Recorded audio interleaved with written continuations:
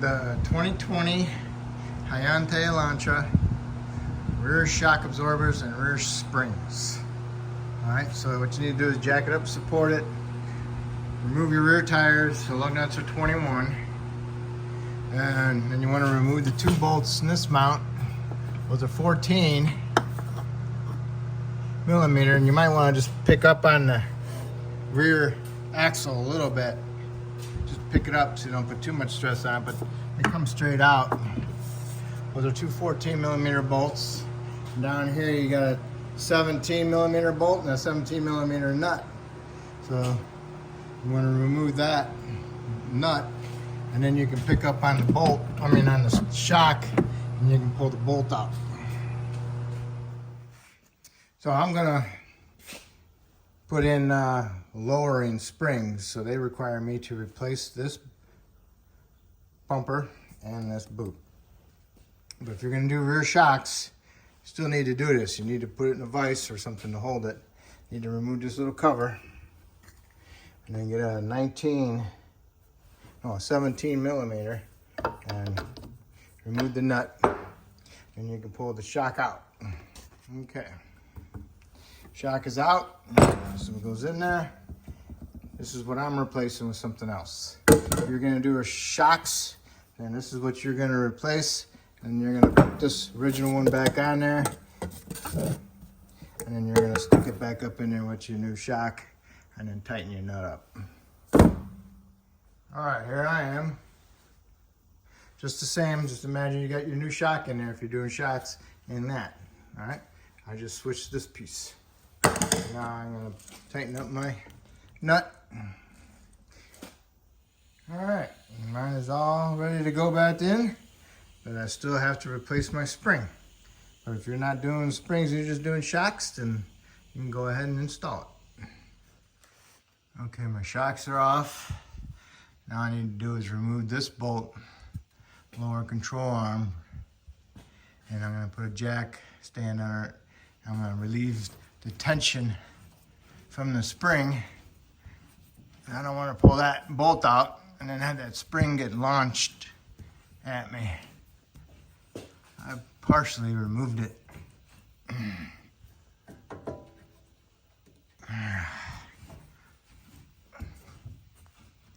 That's about it for my stand. So now I can go ahead and remove the bolt.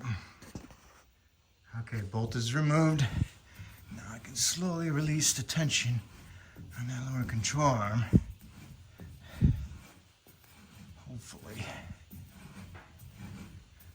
It's still got the stabilizer link arm on it, so hopefully I'll still be able to get it out without removing that as well.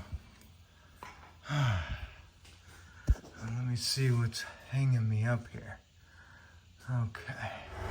Okay, I removed both sway bar link bolts on both sides. Got a nut on the other side, a 12 millimeter. So now hopefully I should be able to lower that arm down.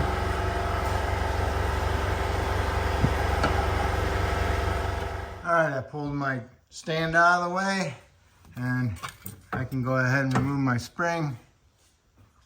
Just keep an eye on how it's up there, where it starts and stops with the mounting and all that. Okay. And then that one was on the old one. It was right here. See it? Right there. You get it all lined up and then push it up in the inside the little round spot there. And get your arm up there and get your jack stand underneath it and start pushing it back up. All right. Line that hole up, go ahead and put your bolt in there. All right, I got the bolt in, I got the nut on, and I got my suspension on my jack stand as much as possible. Now you can go ahead and tighten that bolt and nut. That way it's at right height, because you don't want to tighten it up when it's not at right height. Because if you tighten it up when it's at not at right height and it's going to sit like that, you're going to go like this when it goes right height, and it's go. You can eventually wear that bushing out. So make sure you tighten it up at right height. All right, we're gonna do the other side now. Jack it up, support it, lower it down a little bit on it, remove your bolt. Now, I can go ahead and lower my jack down or raise the vehicle up a little bit and get that jack out of the way and get that spring out of there. Got the spring in there properly. In case these came out with it, make sure it goes in those holes. All right. Now we can go ahead and lower it back down onto it. Bolt is in. Lower the vehicle down to right height. Tighten up the bolt. Raise the vehicle off the stand. Or you might want to do is the link kit right now, because it might be right there. No, but anyway, use your advantage, use your jack stand while it's here and line it up. All right, I got the passenger side stabilizer link in also. All right, now I'll raise it up, get my jack stand out, and then we'll work and lower it down a little bit, and we'll work on our shocks. All right, stick the shock in here, stick it down inside the hole, get it lined up. You might have to pick up on the shock, get it above the control arm, so you can get them both lined up. You can get one started, then you gotta pull the shock up and get it twisted a little bit and get the other one started. Okay, now that you got them both started, now you can go ahead and tighten them up. All right, mine's lined up pretty good. You might have to pick up on the shock and turn it to line up the hole, because it might be 90 degrees off. You know, going this way instead of that way. Get the shocks in, about 35 foot-pounds. Get the bottom one in, about 65 foot-pounds. All right, that one's not too important about the height.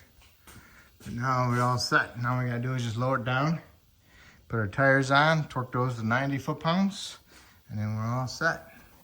That's how you do your rear springs or your shocks, okay? Hopefully I helped you out. Hopefully you can help me out by subscribing to me, and I appreciate it. Thank you.